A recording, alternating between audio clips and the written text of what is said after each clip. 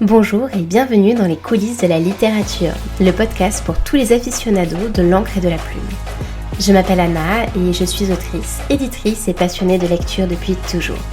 Dans ce podcast, je vous partage des anecdotes littéraires pour redécouvrir les chefs-d'œuvre de la littérature et leurs auteurs sous un nouvel angle, mais aussi une mise en perspective de certaines problématiques actuelles de la littérature. Alors, prêt à entrer dans la secte des adorateurs de mots avec moi ? Bonjour à toutes et à tous, je suis ravie de vous retrouver aujourd'hui pour un nouvel épisode des Dessous de la littérature et d'autant plus ravie que l'on va aujourd'hui s'attarder sur l'une de mes pièces de théâtre préférées, sinon ma préférée. J'ai nommé Cyrano de Bergerac. Cyrano de Bergerac, c'est la pièce de théâtre célèbre à travers le monde entier et écrite par Edmond Rostand qui met en scène un homme, un poète, un amoureux des mots et de l'épée, Cyrano de Bergerac, qui a d'ailleurs véritablement existé au XVIe siècle, soit dit en passant, mais qui, pour son plus grand malheur, est affublé d'un énorme nez. Or, ce nez le rend laid, et donc impropre à l'amour de Roxane, sa cousine, dont il est éperdument amoureux. Or, évidemment, Roxane, elle, pour sa part, est amoureuse du bellâtre Christian. Christian qui est beau mais qui manque cruellement d'esprit, alors que Roxane, elle, est lettrée. S'engage alors au long de la pièce un triangle amoureux. Christian courtise Roxane par l'entremise de Cyrano, qui lui rédige ses mots et poèmes choisis, d'une beauté et d'un esprit étourdissant. La pièce est représentée pour la première fois le 28 décembre 1897, et le triomphe est absolu et total dès le départ. Pourtant, la pièce avait de quoi rebuter. Elle est en vers, alors qu'en cette fin du XIXe siècle, la plupart des pièces écrites le sont volontiers en prose.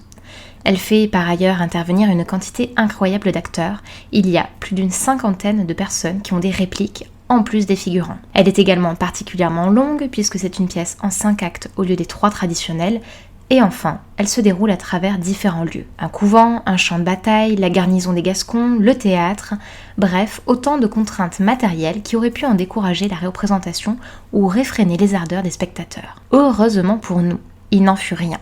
Et dès la première représentation, le public est conquis, à tel point que le ministre des Finances de l'époque, Georges Cochery, de son petit nom, vint à la fin de la représentation trouver Edmond Rostand dans sa loge et décrocha sa propre Légion d'honneur, qu'il avait à sa veste, pour l'épingler à celle de l'auteur. Il lui aurait ensuite annoncé cette phrase superbe « Permettez-moi de prendre un peu d'avance ».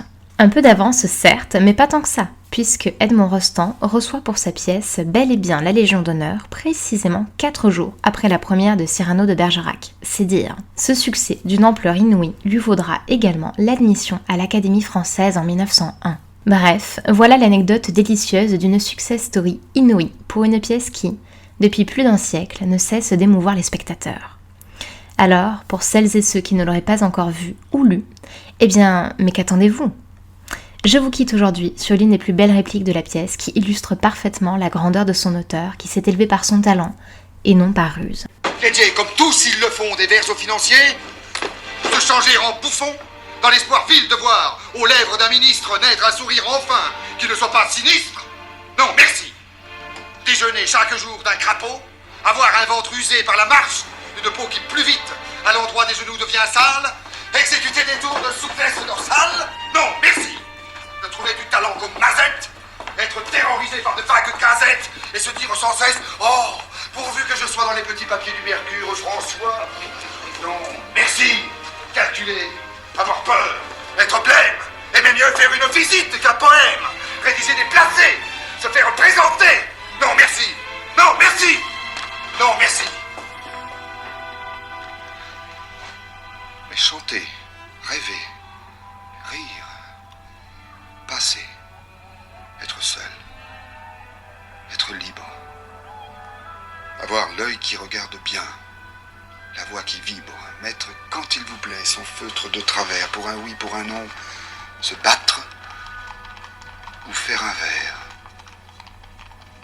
travailler sans souci de gloire ou de fortune, un tel voyage auquel on pense, dans la lune, triomphant par hasard, en garder le mérite, bref, dédaignant d'être le lierre parasite lors même qu'on n'est pas le chêne ou le tilleul. Ne pas monter bien haut peut-être,